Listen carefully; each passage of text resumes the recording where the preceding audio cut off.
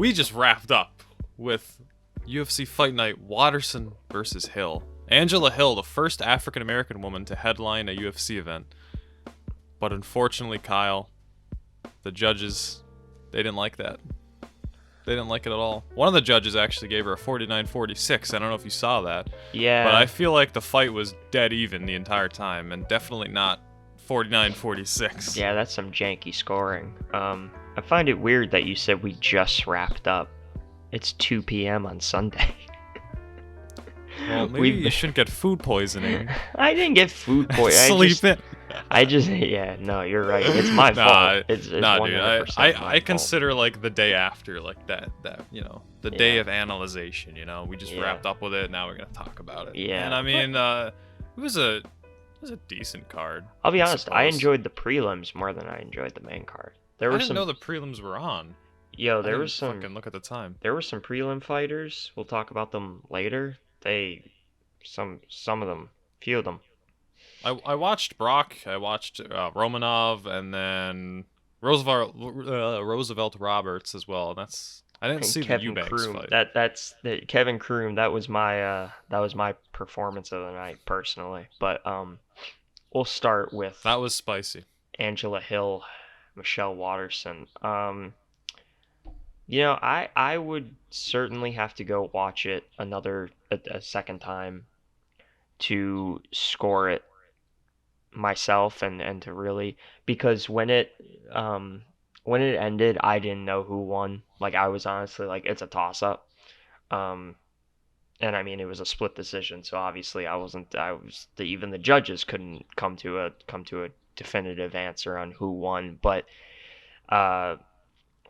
you're right that at that 49-46 score, that's fucked. I don't need to go back and watch it a second time to know that's very incorrect. With that being said, I'm not upset by Waterson winning. They both fought such a good fight. I mean, that they both deserve all the credit in the world. I mean, that was some of the best women's mixed martial arts we've ever seen. I would put that fight up there with Joanna and Zhang Weili. I mean, that was legit. That was as good as it gets in women's MMA.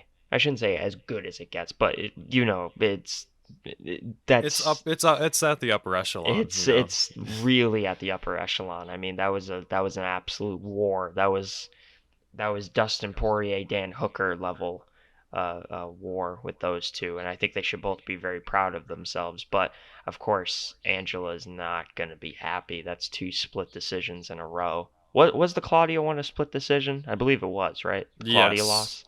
That was way more upsetting. That because one I was think that was more decisive close. on who won. Yeah, I think we all kind of believed Angela Hill won that one.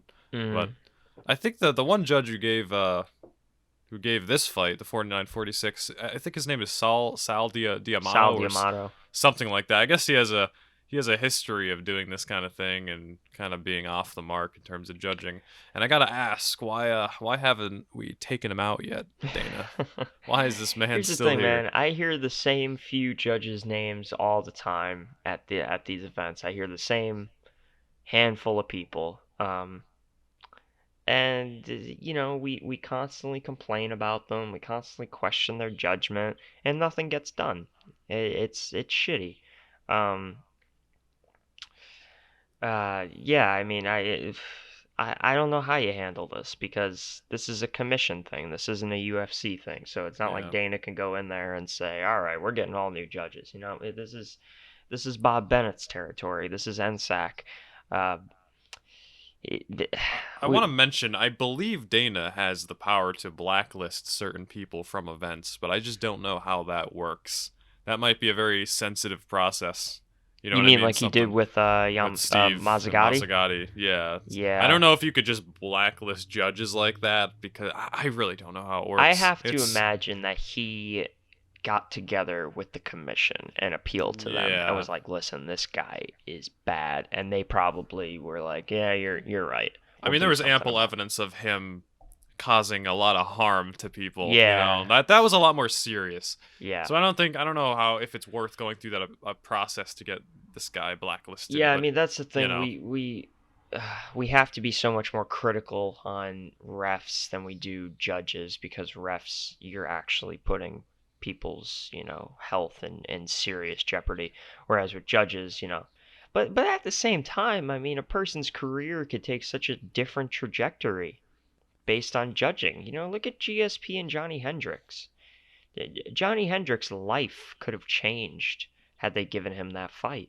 GSP's life could have changed. I mean, it's such a monumental shift in where these people go, at least in their athletic careers. Maybe saying their life changes. I guess that's not a huge overstatement, but I mean, to think like we consider, or at least I consider George St. Pierre the greatest of all time, and most people consider him one of. I mean, you got to put him in like top 3, top 5. Yeah. That's, had they given Johnny Hendricks that fight, we might be having a slightly different conversation. I'm not saying it invalidates all of GSP's achievements and just throws out his incredible legacy, but there's a caveat there then, if Johnny Hendricks wins that fight, which many people felt he did, including Dana. And then we would talk about Johnny Hendricks in a different light than we do now. Johnny Hendricks, we don't remember him in a terribly positive light. We remember him for missing weight a lot, being one of the prime examples of bad weight cutting. And we remember him for getting robbed against GSP. And I mean, a few judges, see something slightly differently and write down a different number on a piece of paper, and suddenly we're not remembering Johnny Hendricks as the guy that misses weight a lot and the guy that got robbed. We're remembering Johnny Hendricks as the guy that beat George St. Pierre. I mean, that's a monumental achievement. We put him up there with Matt Serra then. That's your legacy, your career trajectory, everything changes. So it is an issue. It's an issue worth talking about. With that being said, I don't think this is an example. Right. Maybe with that 49-46. It doesn't really matter in the end if he gave her a 47, 48 or whatnot. So it's not really that big of a deal. It just worries me that kind of thing happens anyway. But at the same time, for this, it doesn't really apply for this fight, because I do think that, at least when I watched it the first time, I didn't watch it the second time, I do think that they got it right in terms of who won. I think Michelle did steal that 5th round just because of pure volume and output, but that doesn't mean that you could, give a fighter rounds that they didn't deserve, like Sal Diamato did, or whatever his name is. That's just, it puts a sour grape in my mouth, you know what I mean? I don't like sour grapes. I don't think many people like that. I hear you. But again, it's like, it doesn't matter. The Claudia fight, will it in the future? Yeah. The Claudia fight was a much more, I think, egregious error on the part of the judges. It just sucks for Angela, because now we're on 2 back-to-back split decision losses. And this is someone who's been on such a hot streak lately. She just headlined a main event. That's a big deal. A year ago, I don't think we would have thought Angela Hill at a main event. Come on. Michelle Waterson's been at the top of women's MMA for a bit now. She's a recognizable name, recognizable face.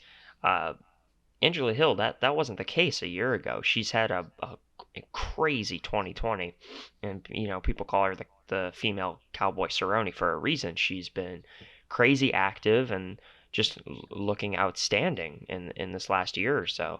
So for her to just come up short these last 2 times, just by hairs, we're splitting hairs. It sucks. I feel sorry for her. She's probably super pissed, super disappointed. And she went out there and she gave it everything she had. So did Michelle Waterson, of course. But, it's easy for me to say, hey, Angela, hold your head up high and all that. But at the end of the day, it still goes down as a loss, even though it was just an incredible war. Um, and what was I gonna say? I I forget what I was gonna say. I kind of just, I kind of, my brain just fell apart there. You know how it is. You're acting like me now. Yeah, My yeah. God. The I greatest thing that I could say about that fight was that, or in terms of what you're saying, is that Dana White kind of came out and said, like, I don't really treat either of these fighters as a loser tonight. I think they both won. So I don't think he'll throw her that far back, in terms of who she fights next and where she's at in terms of contendership and all that stuff. So I mean, it's not all bad. I think Dana recognizes the situation pretty accurately, you know. Yeah. I'm gonna say the same thing that I said last time we talked about Angela Hill, which was of course the Claudia Gadelha fight, which is, don't please don't let this like just throw a wrench in her rise throughout the division. Because it wasn't like she went out there and got dominated or humiliated for 5 rounds. No, she went out there and fought an absolutely brilliant fight and just came up just a little short. And to some people, maybe she didn't come up short. Maybe she won, and I could certainly see that argument. Um, so I hope we see. I hope she continues. Well, she's gonna have to take some time off because that was a crazy fight. But with that being said, injuries and everything and aside, I hope we see more of her soon, and I hope she's able to climb this division as much as she wants to. She's looking outstanding lately. As for Michelle Waterson, she's saying that she wants. What did she say last night? It was something like she wants the next like the not the next title fight, but I think the title fight after the next title fight. You know what I mean? So, I mean, hey, That's fair. it's fair. It's an absolutely stacked division. It's the best division in female mixed martial arts, because Amanda has conquered the other two Yeah. uh, Let's be honest pretty here. convincingly. So this is the only division in women's MMA that's really still competitive and compelling. But of course, you have Zhang Sorry. Weili at the top, who's just a terrifying challenge for just about anybody. So, I would like to. I think you have to give Rose the next title fight, and then after that, I guess Michelle would be next in line. I think that's fair. I like Yeah, this division. It's starting to. It's always been spicy, but it just seems to be getting even more spicy. yeah, and And you then know how I like spicy divisions, Kyle. I love them. I know you do, and then we It's still have it's Joanna in the mix. yeah. Maybe It's give her wow. Jessica Andrade. I don't know. There's a I lot of think different ways you can go. women's MMA has never looked this good. Yeah, It's really strawweight is forming. I good. like it. Strawweight's real good. Does Zhang Weili have a opponent yet? Does she have a fight lined up? I don't think so, No. but I am often wrong about that kind of thing. I feel like she doesn't either. I don't think she does though. I think it's got to be Thug Rose, right? Yeah, I would assume so. Yeah. Um, but then again, I don't know. But we're gonna make it official. It's Thug Rose here on Caffeinated Combat. Yeah, I We're mean telling you the that seems like the obvious choice, right? yeah. Yeah. So that's good. I mean, there's so many matchups here that just work for the fans. This is just like fan service right now. I love it. So, do you want to talk about spicy controversy? I The do. basis of our podcast. Before we get to, I know I just changed the subject and now I'm going back like an idiot.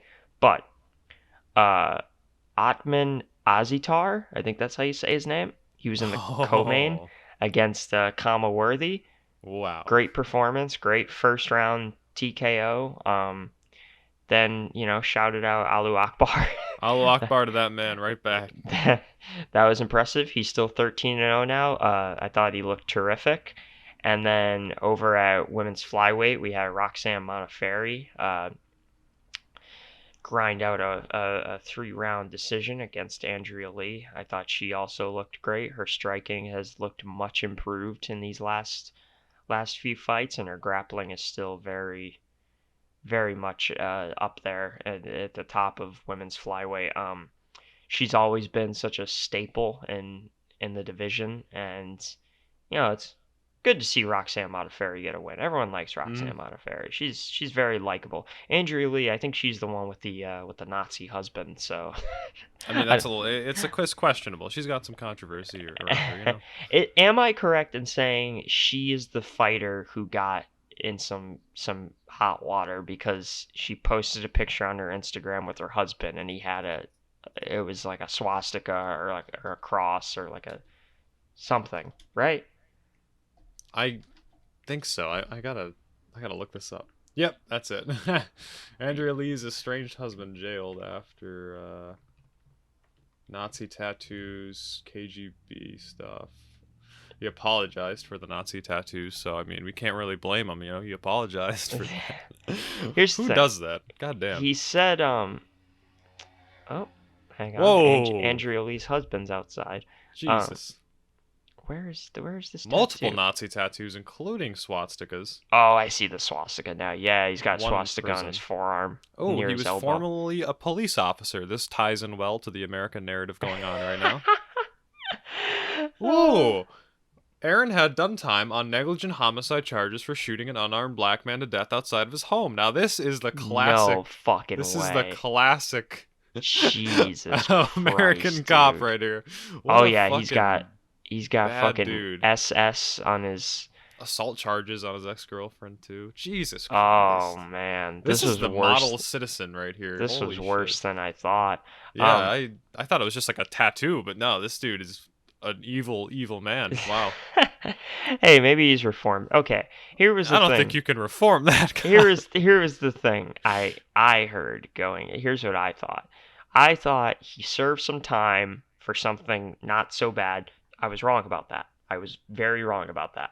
I thought he served some time, had to get the tattoos to survive in prison. This was his argument, his side of I it. guess. Yeah, okay. He had to get the tattoos to, survive in prison, but he didn't believe in any of it, and he didn't stand by any of it, and this and that. Okay, that's fair.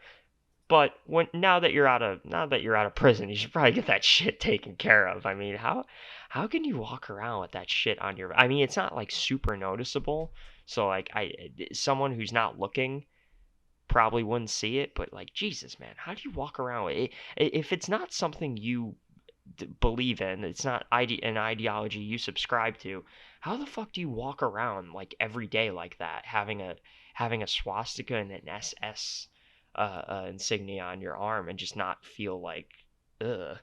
Like, I tend to think I agree with you. If you're able to walk I mean, hey, if you guys subscribe in prison and or survive in prison, and you gotta do what you gotta do. Hey, like if I was in federal prison right now and they're like, listen, you gotta get this swastika tattooed on your forearm or we're going to just absolutely fuck you up and you're not gonna have any friends inside here, I'd be like, okay, fucking do it, whatever, anything so I don't get murdered or worse, and you know what I'm alluding to.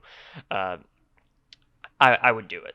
Like, if my Aryan brothers were like, hey, we'll protect you, we'll make sure nothing bad comes your way, and you just you got to show your allegiance to us by getting this tattoo, I'd be like, oh yeah, sure, whatever, I believe in it, yeah, I'm with you guys. But then as soon as I got out, you gotta get that shit handled, you gotta get it removed. You put on a facade in jail, but yeah, you gotta put on a facade. He was offered. I understand that. Yeah, but when you get out, you gotta, unless it's something you really believe in, you gotta get that shit covered up, you gotta get it removed. I mean, you gotta do what you get, because that's not something you want on your body. It's not really man. excusable. And it says here he was offered, people offered for free to remove the tattoos, and he respectfully declined. Probably killed them. I don't know. You see yeah. That's not so good. Like this guy he's got everything he has every red flag imaginable besides a bomb vest on his chest, like this dude is just fucked. Apparently he choked Andrea Lee and burned her with a cigarette, but that might be false. It I says wouldn't doubt it. it says false imprisonment about that. Yeah. Man. Wait, did he actually shoot an unarmed black? Is that true? Yeah, No way, dude. supposedly. Yeah, that's why he went to jail, or no, that's why he was on the run for 9 months. Ugh. But what happened? Was he like found not guilty or like? No, he was found guilty. He had negligent homicide charges. That was um before he got out, right? Yeah, okay. So that was the first time he got in jail. And I guess that's when he got the tattoos. He had suspected the man of casing his house for a robbery. So he shot him to death. Jesus Christ, dude. And And then he got arrested for the aggravated assault charges to the Andrea Lee, I believe. And well, then he went back to jail. And now he's in jail. this was in Texas, right? This was all in Texas? It seems Yeah, that way. I don't know. So he, what was it, like the stand your ground thing? So he was That able doesn't to. apply to your front yard. If someone comes into your house, I think you could shoot them, but if they're just walking around outside, I don't think you could just blast them into another dimension, but I don't know. That's wild, man. Anyway, That is wild. good on her for Wow. losing. Good. I'm sure she's not a bad person. She just got caught up with the wrong crowd. Back to MMA though, I did want to mention the Khama Worthy fight, Kyle. First of all, wow, great performance on Azaitar. But I wanted to talk about when Khama Worthy, when he got up, he was questioning the decision as he was collapsing while trying to stand up, being held by a referee. He was really, really upset about that stoppage. Yeah, I As mean, he was but collapsing to the ground. apparently he watched the replay and then was like, okay. Ah, okay. That's So a- it's one of those things where he's like, oh, I didn't realize because I was so out of it. Yeah, because Yeah. I forgot the last 5 minutes. Now apparently this is what Brendan Fitzgerald and Michael Bisping were saying during the commercial break. He watched the replay and then was like, all right, That makes sense. I see it. But I love when that happens to fighters. I don't love when they get hurt, obviously, but I like when they oppose the decision by the ref when it is a very clear decision. Yeah. I even went back and watched that Dom fight with Henry Cejudo, and I would say that was probably a decent stoppage. Now that I'm unbiased, okay. I think that was a good stoppage too. That's another example, as well as the Henry Cejudo one with the Henry Cejudo, the TJ Dillashaw fight with Henry Cejudo as well. I just love when the fighters do that. It's very entertaining. Protest like a very clear decision. Yes. The Dom one I kind of understand because he was getting back to his feet. He was battered. He was taking a lot of shots. It's just he was getting back to his feet. What I didn't like about the Dom one was his reasoning. You know, he smelled like cigarettes and alcohol, so he didn't know what he was doing. He's still making jokes and memes about it. Well, I don't know if they're jokes. They're more like serious comments masked as jokes. Jesus Christ! He's still on about it. It's like, okay, let's say the guy did smell like cigarettes. Like, does that have any impact on his performance, like as a referee? Like, I'm pretty sure nicotine is a stimulant, so that would actually improve his senses, and thinking ability. Like, cigarettes are not gonna make you into like unable to perform your duties. Like, that's not how cigarettes work, Dom. Yeah, it's strange. And he was moving in as he started to get up at the exact time Dom planted his foot, started getting up. So, I mean, the timing. You can't blame the ref. You got to blame the timing. The TJ one was much less. That was egregious, though. His head was bouncing off of that octagon floor. That was crazy. Yeah, the TJ one was bad. Or bad in terms of, like, the damage was astounding. Damage. The referee wasn't bad. The referee did a good job. Henry looked like he was beating him with a brick. Those hands are heavy. Mm-hmm. All right. So, speaking aside of from that, though, referee controversy. Yeah, I'll let you get to this one. I know this is your favorite and my favorite moment of the night.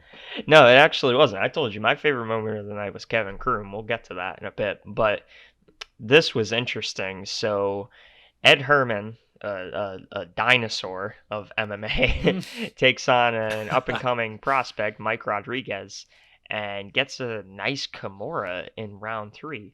But prior to that, he gets dropped with a clean knee to the body, and it looks like it's about to be a TKO finish for Mike Rodriguez. This was in the second round. The referee, Chris Tione, thought it was um, an illegal knee to the groin, and Herman just went along with it. And, they stopped for a few minutes and gave Herman time to recover, and then he went on to win the fight. So, yeah, I mean, people are not happy.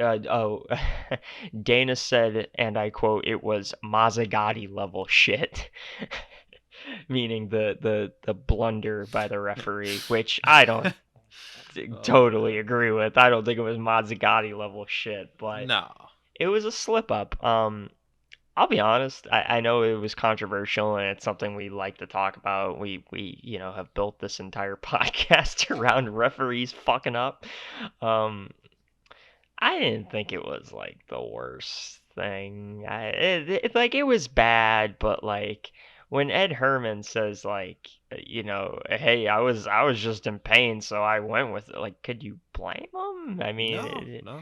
No. he got kneed and he got a just crazy knee to his lower abdomen, so he probably just went down. And then the referee was like, it was to the nuts, and Ed Herman was probably like, oh, yeah, it was. Like when everyone's like, oh wow, he was acting, he was faking. I don't believe he was. I just think a different part of his body was hurting, right?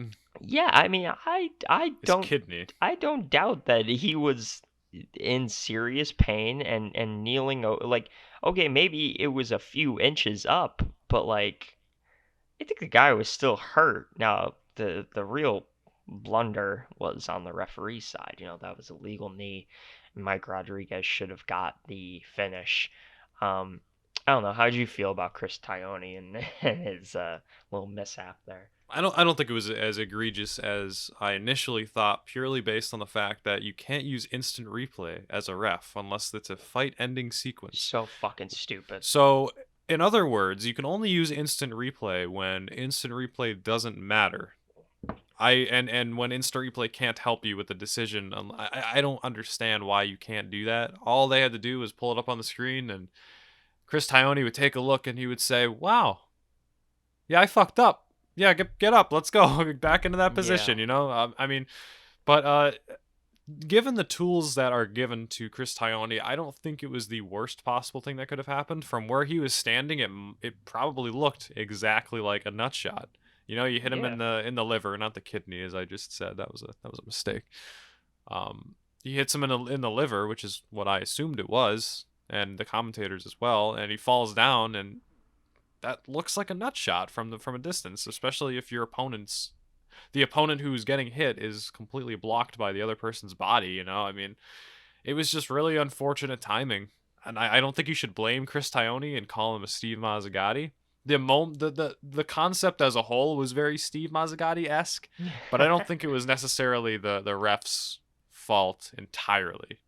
I think it was more of the incomplete rule set of MMA at times that kind of hinder this sport from becoming perfect and pure. You know what I mean? Like, you can't really have a perfect fight like that when you're judging it on one human who, humans make mistakes. I mean, look at we're humans. You're judging it on one person to see everything at one perspective. There's no multiple perspectives here. You don't have two refs on each side of them and one right. It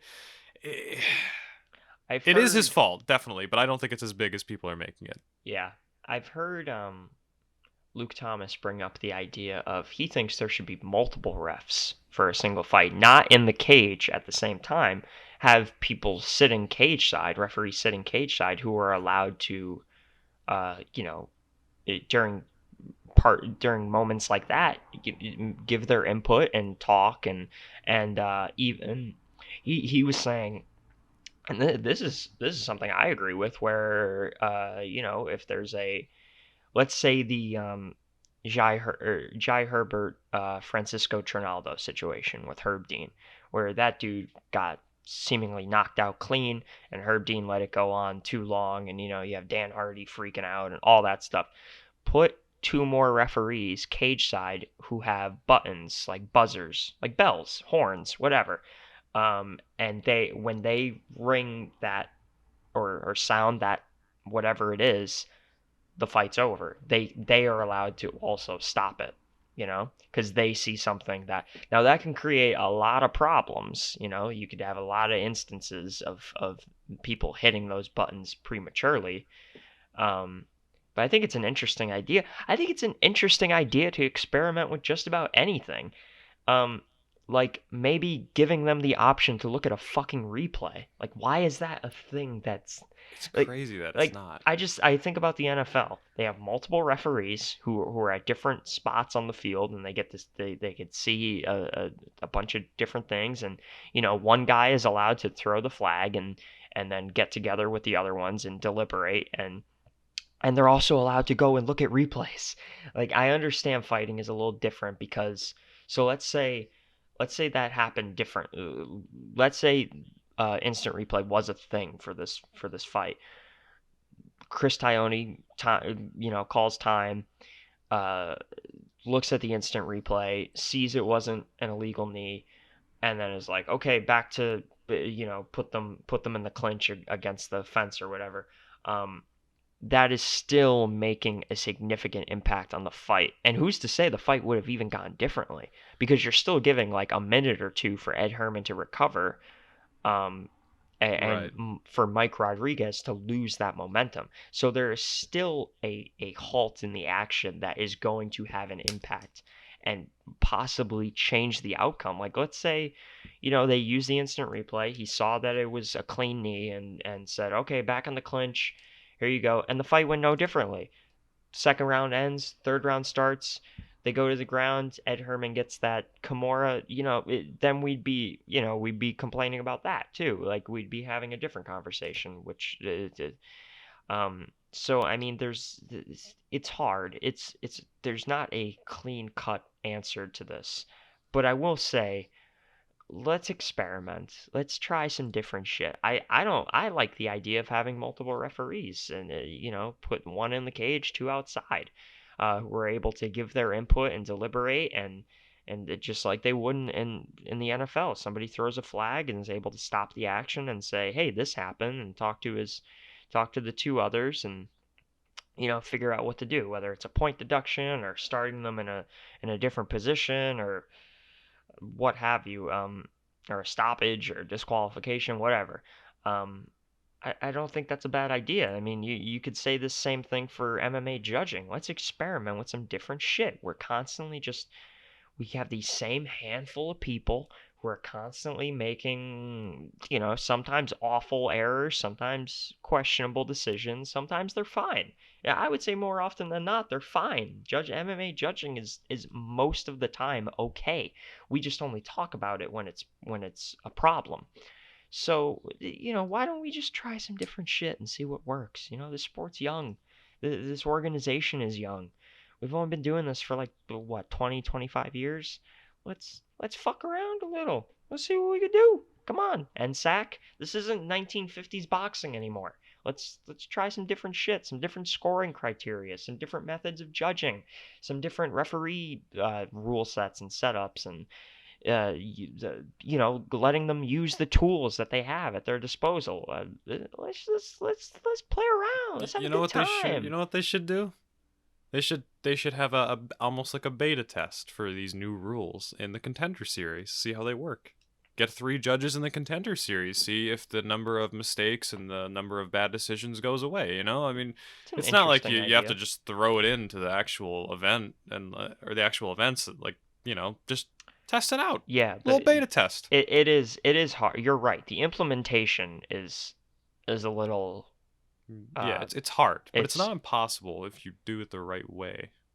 it's hard because so like I was saying with Ed Herman and Mike Rodriguez, we might be having a totally different conversation even if he was allowed to use instant replay. We'd be saying something like, "Well, think about how instant replay changed the outcome of that fight, and would it be different if we didn't allow them to use instant?" There's always going to be little factors and little nuggets of information that change uh, the outcome and change the discussions we have surrounding a fight. That's why we do this. That's why we love it. That's why we're Yeah. interested in it, because every fight has some kind of every fight poses questions, and not every fight answers every question. Sometimes they create new ones, um, which isn't a bad thing. It creates, discussion and compelling narratives and arguments and all these different things that you could have. It's fun. It's interesting. It's Without it, we would be bored.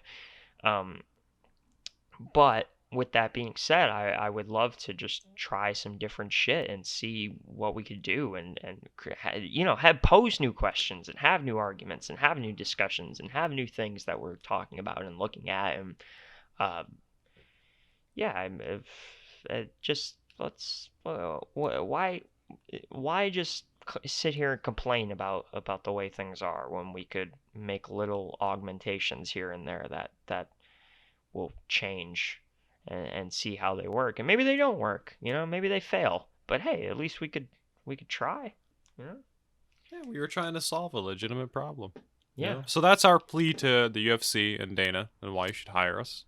We will not only implement these new plans correctly and smoothly, but we will also bring down your entire organization. All I'm saying is we've been doing the same shit for the last 20 or so Yeah. years, with slight modifications here or there. Like, let's think about something very rudimentary, for example. Let's think about the fact that a 12-6 elbow is not allowed. That was a rule that was helped put in place by Big John McCarthy. Big John McCarthy has since come out and said, like, yeah, that rule is kind of dumb. Like, we put that in there just to appease commission officials and government officials to get the sport sanctioned. This is going back like in the 90s. They put that rule in there because people who were uneducated about mixed martial arts and just martial arts period, um, thought 12-6 elbows were like crazy damaging, because there were grainy ass dumb videos on whatever internet existed at that time of people breaking bricks of ice and things like that with that 12-6 elbow, when that's not a good representation of reality, of course.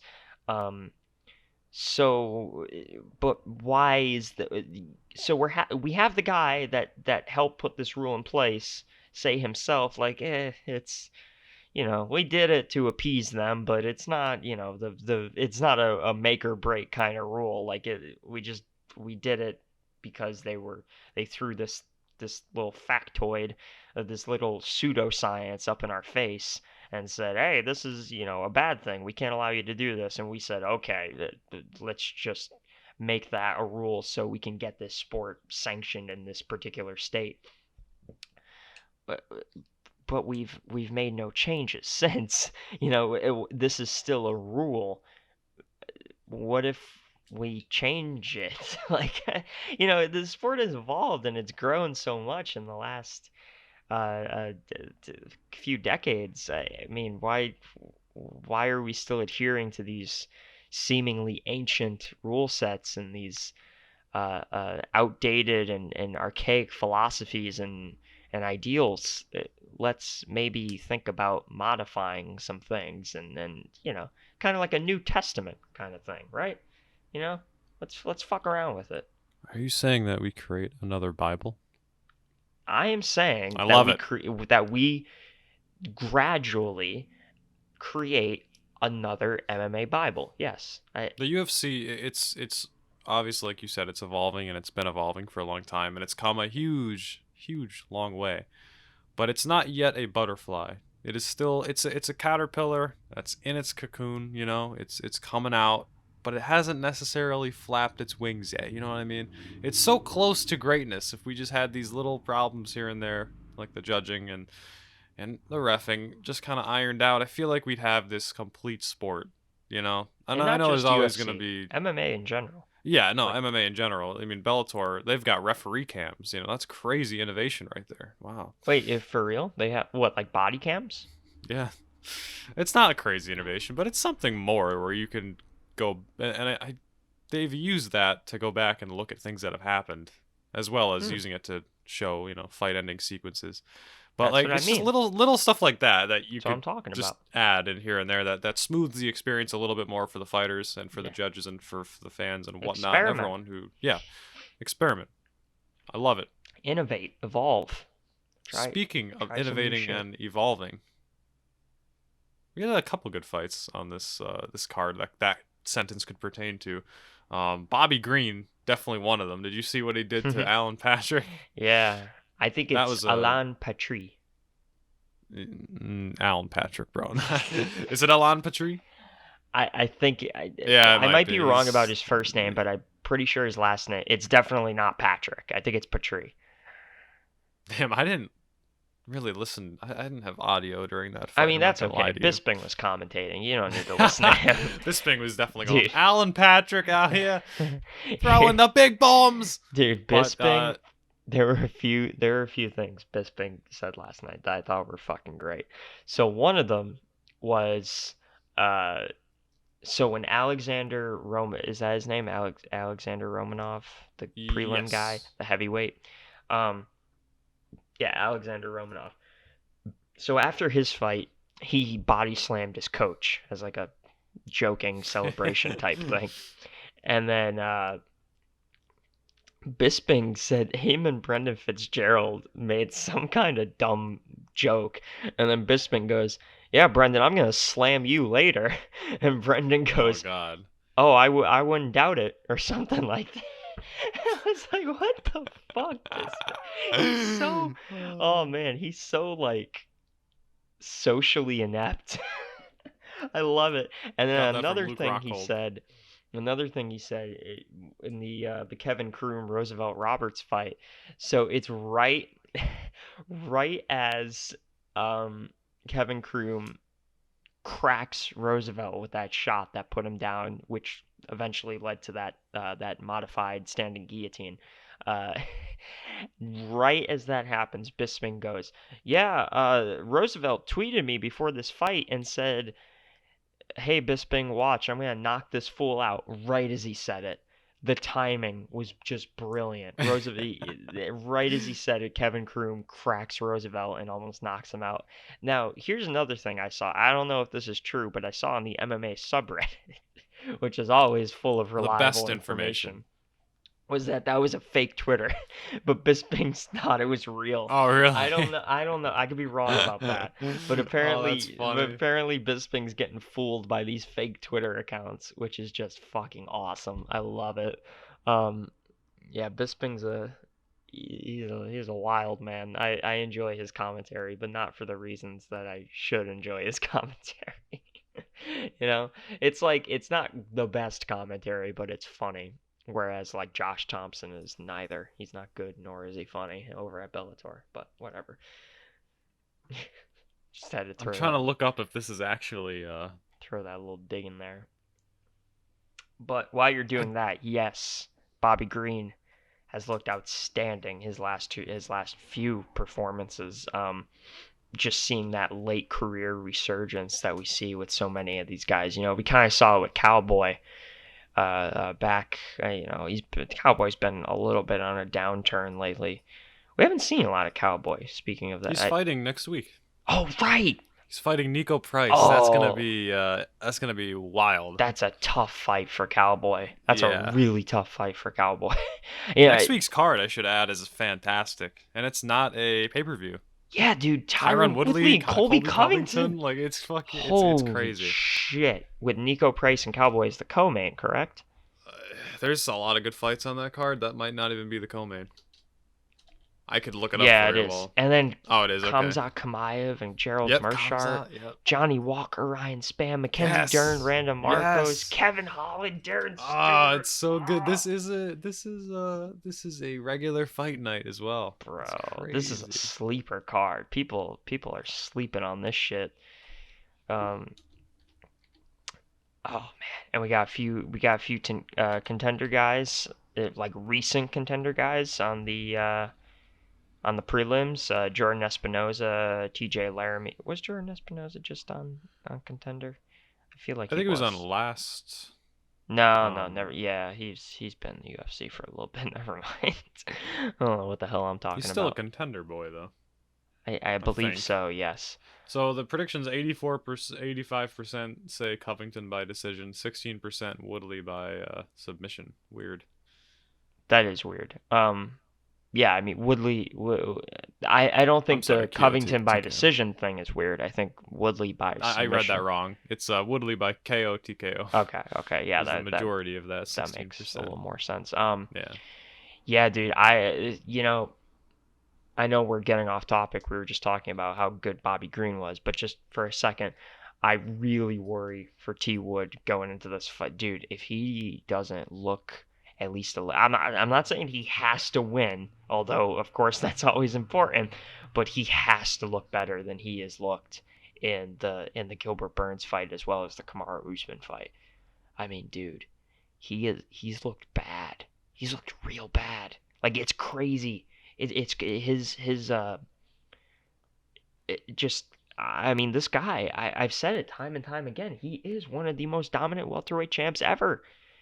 Like he's up there. And his last two fights he has looked not even remotely close to the Tyron Woodley of old. Not even close. I mean it's astounding his decline. Um, and these two have such bitterness towards each other that oh man, if he comes out and looks like he did against both Kamaru and Gilbert, it's gonna be a real rough time for him. A really rough time because Colby's an absolute stud. You could hate on him all you want, and I wouldn't necessarily blame you. I love him. I think he's hilarious, but the guy is the guys. It's gonna be a tough night for Tyron. I have a feeling. I think it's gonna be a real tough night if his Maybe he'll last two pull the trigger. performances are anything to go off of. Maybe he'll pull the trigger, Kyle. Who knows? I don't He's think he has the saying he option to pull the trigger. he's He saying gets he will. nullified.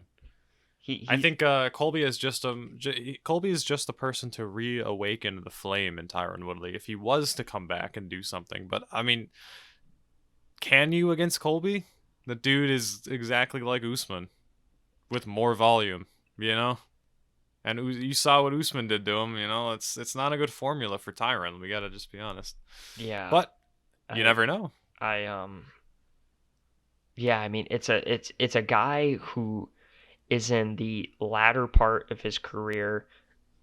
Maybe his best days are behind him, coming off two really bad losses against a guy that is just been on the rise and doing very, very well. I mean, even I know he lost the Usman fight in pretty devastating fashion, but goddamn, he didn't look bad in that fight.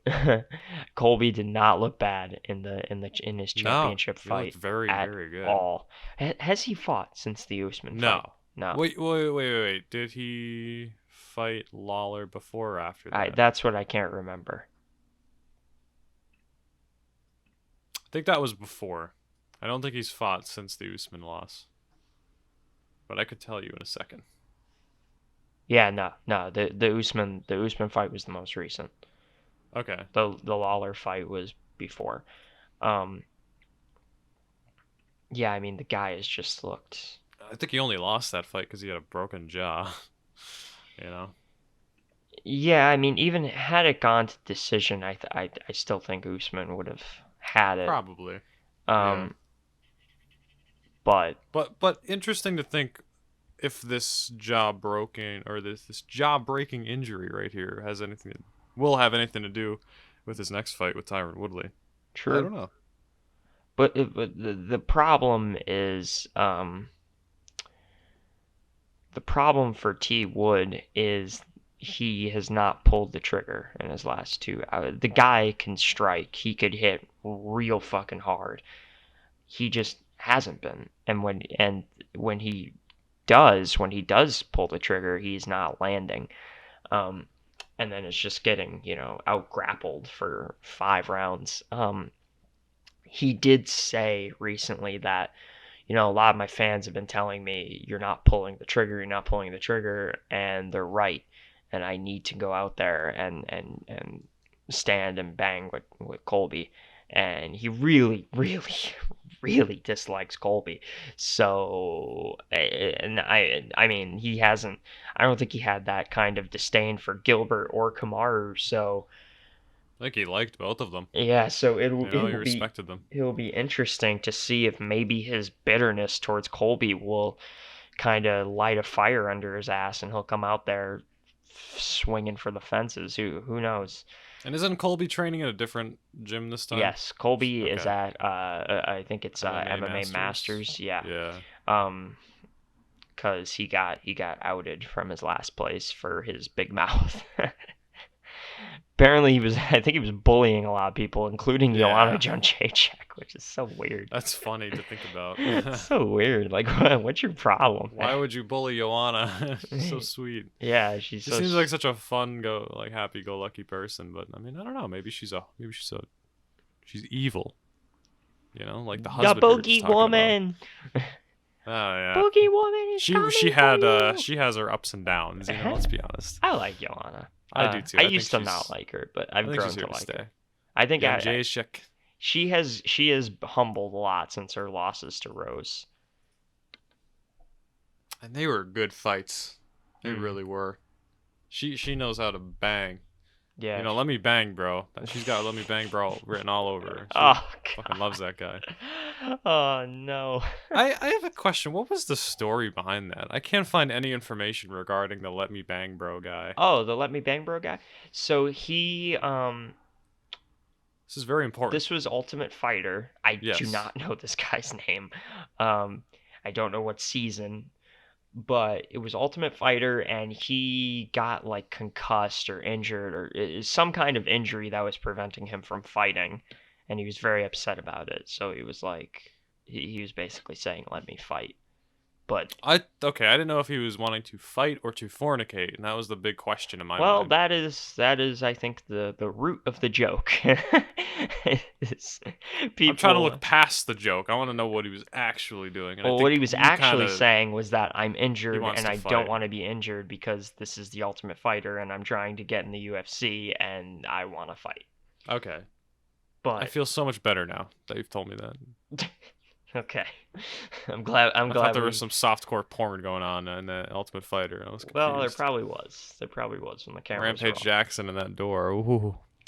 But yeah, Bobby Green looked real good. Couldn't really make it through his post-fight interview because he was very upset about I can't think of the dude. It was a wrestler that got executed. Yeah, wrestler in Iran who was executed for protesting.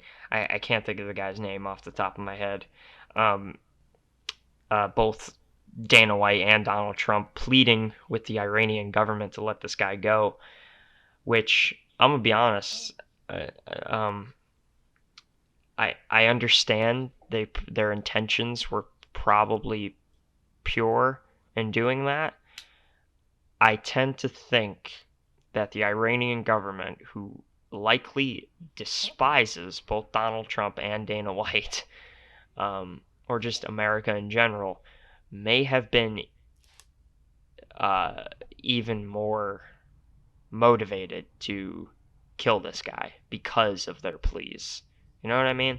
I'm merely speculating. I could see where you're coming from. I have no idea, but Iran and the U.S. not on great terms these days, especially with President Trump. So, part of me kind of feels like they heard the Donald saying, "Hey, let this guy go," and they thought, "Oh, okay, well, now we are definitely going to kill him because you said so. Because you said not to, now we're going to do it."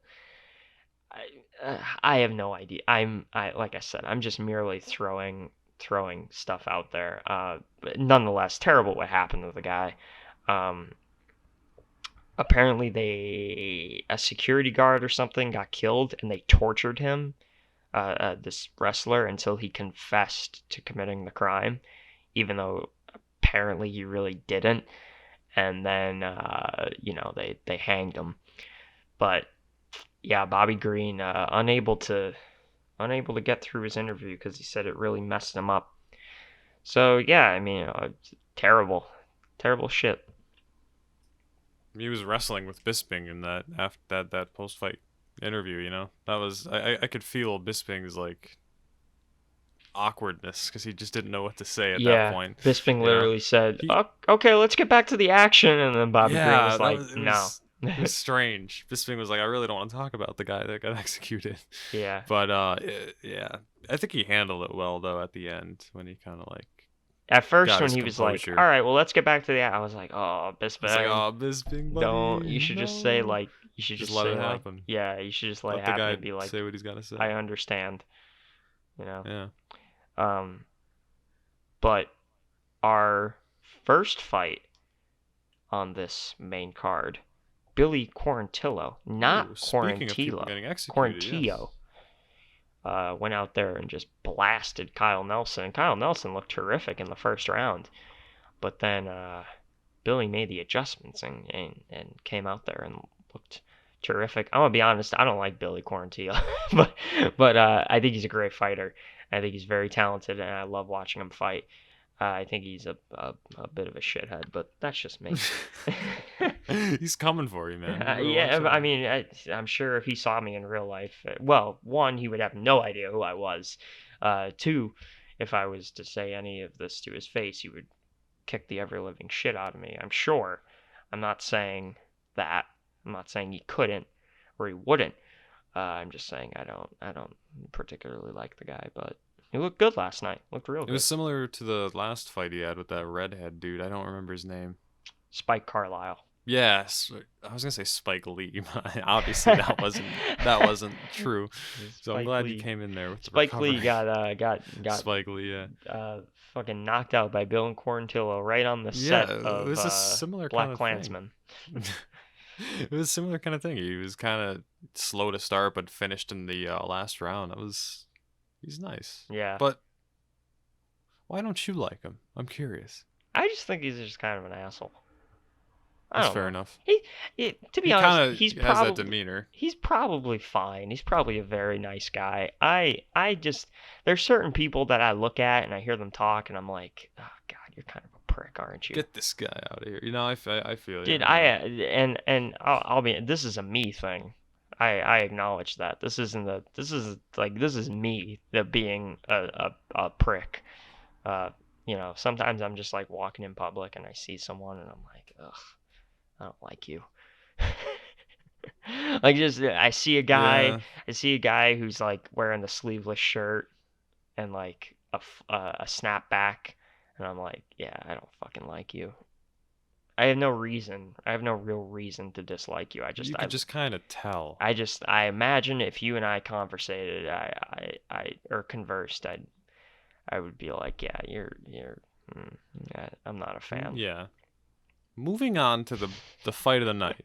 Sahara Eubanks, title contender in the making, defeats Julia Alvia. Kyle, what did you think of Sahara Eubanks? That was the most dominant performance of any fighter of any fight I've ever seen. She might actually be the champion after that. What do you think about that? I mean, that was insane. Yeah, she looked good. Yeah, she looked kind of like shit. Moving on. You wanted to talk about Kevin Kroom and Yeah. Roosevelt Roberts a bit. This dude, he was a champion in some other MMA organization, I think, right? Something like that. This was the highlight of my night. Such a feel-good moment for this guy. He was just so happy after he won. You could just feel it off him, and it was just great to see. Went out there, cracked Roosevelt Roberts, and then gets him in a standing guillotine. Moments after, ends the fight in 31 seconds. I mean, I was super impressed by him, and he's the opposite of Billy Quarantillo, where he's the kind of guy I look at and I see, like I see him and I listen to him speak, and I'm like, oh, dude, you seem like an awesome dude. You just seem awesome, and it was just great to see that. That was my moment of the night, personally. Aside from the awesome fight between Michelle and Angela, I loved seeing this guy go out there and just have such a crazy good debut, and Yeah, I mean, I was just happy for him. I was really happy for Kevin Kirby. He seems like an awesome dude, and looked real good out there against a guy that's very dangerous. I mean, Roosevelt Roberts he's no slouch. He did He just beat Brock Weaver, right? A couple months ago? yeah, Is he that what I'm lost thinking it. of? His most recent fight was to Jim Miller. He Oh, lost that's right. via Yes. armbar. But yeah, he did go out there and he put the works on Brock Weaver. He's very Similar active. to Jalen Turner last night, Oh, who looked outstanding. Brock Weaver, man. he's on a bit of a decline. He just doesn't Yeah, seem like he has the snap to his punch. And I don't know. I don't know what it is. He yeah. seems just off in general, you know? And I don't know what to say is the problem. Because I remember the first time I watched him, I was like, this dude he can bang, bro. I would say it's the level of competition. Yeah. He doesn't seem to That's be advancing at the same rate as he that's would have to. what's getting him. Yeah, I mean he looked great on Contender, but now he is facing some legit UFC competition, and it's not going too well for him. To be honest, I would not be surprised if he gets cut. I would hate to see it, of course, but I just think he needs some more experience. But I don't know if maybe cutting him is the right decision there. Give him some more lower level fights, such as the one on Contender. Let him kind of naturally grow into it. But yeah, it seems like he's just outmatched in the UFC at the moment. Yeah, yeah, it's a shame. I love he him. yeah, I like him too. So his three fights in the UFC, he won the first one via disqualification. Remember, he got that. Uh, Didn't he get kneed in the head or he got something yeah, it like was an that? illegal. It was an illegal knee. To he was grounded, and his opponent just fucking kneed him right in the Fucking face, and railed him. he was knocked out cold, and won via disqualification. Then he goes and he gets submitted by Roosevelt Roberts in the second round. Now he He gets wasn't submitted looking very by good against him at all. And yeah. then, Now he gets submitted by Jalen Turner in the second round. not very Very competitive fighter at the moment. similar matchups, honestly. Roosevelt Roberts and Jalen Turner. Two really long guys, great grapplers. Able to keep their striking on the outside. You know, they pick you apart. And then when they're on the ground with you, they're like spiders. You know, I mean, he's named the tarantula for a reason, Jalen Turner. Um, and I feel like Roosevelt Roberts has a similar grappling style where he uses those long limbs so well. Uh, so yeah, Brock Weaver, oh man, if he stays in the UFC after this and gets another loss, I think that might be it for That him. might be it. 4 losses is like the cutoff, I Well, think. it would be technically Or three. yeah, I mean, I don't remember him looking too hot in that first fight though, if I'm correct. Yeah, But I don't know how Dana would see that if he'd be like, well, you didn't look good in that fight, you didn't look good in this fight, you didn't look good in that other fight, and now you didn't look good in your last fight, you're probably gonna get cut. You know what I mean? yeah. But I don't know. I mean, I feel like I always want to watch Brock Weaver, and maybe it's just me, but I feel like he's a draw for like as a prelim fighter, he's a pretty good draw. I Even would if he agree. does lose, I always want to watch him fight. Like when you texted me yesterday, I had no idea the card started at 5, the prelims, and you said Brock Weaver's about to fight. I was like, oh shit, okay, Mm-hmm. I'm on the way. Like, I'm logging into ESPN Plus. Like I'm ready. Like that's the kind of energy he brings. So I would kind of hate to see him leave, but it might be the best choice right now. I don't know. We'll see what happens. Yeah. I mean, I think we hopped on the hype train right after Contender because not only did he have a great performance on Contender, but the dude has an intense personality. You know, like he's a Native American dude. He's very uh, I don't know how to describe him other than super intense. Yeah, And he's just aggressive style as anyone. he's So just entertaining. yeah, he's got this like personality to him that's Yeah. quite uh, uh, alluring. So Yeah, he's been having a rough go of it. He really has, and I would think if he doesn't get cut after this, then the next loss. I think you give him CM Punk. Bring him back. Isn't he still on the roster? Or am I wrong? Is I he? don't know. I have no He's idea. like still getting tested by USADA, or he's still in the pool, or maybe I'm thinking of somebody else, but it's something stupid like that. Oh man. Oh, there's one last bit of controversy we have to address What you got? before we wrap up. What you got? This fighter, he's not too well known, very popular on the regional circuit, but in the UFC, nobody knows his name. Very under the radar mixed martial artist just raped someone. Allegedly. Allegedly. They did Our let boy, him go immediately. our boy Conor McGregor arrested again. Jesus Christ, dude. What the fuck? His manager did say. I mean, I shouldn't even bring that up because of course his manager's gonna say like, "Oh, this is not true" and No, whatnot. no. But I mean, it's worth mentioning. he did say that he's very sick and tired of people trying to use Conor McGregor to get a quick buck and all that, and use his fame against him to benefit. And I kind of feel like he's right because every time that this has happened with Conor McGregor, nothing has ever come from it. You know what I mean? Yeah, I mean, it's a question of, is this a person just trying to exploit and take advantage Yeah. and say some shit that's, blatantly Yeah. blatant lies to try to get some money out of them? Or is this a question of a really rich man using his wealth and his influence to get out of situations that the Yeah. average person would not be able to get out of? I don't know. I mean, this was in Corsica. Where the fuck is Corsica? Is that Spain? I'm an idiot. Thought it was France. Yeah, France.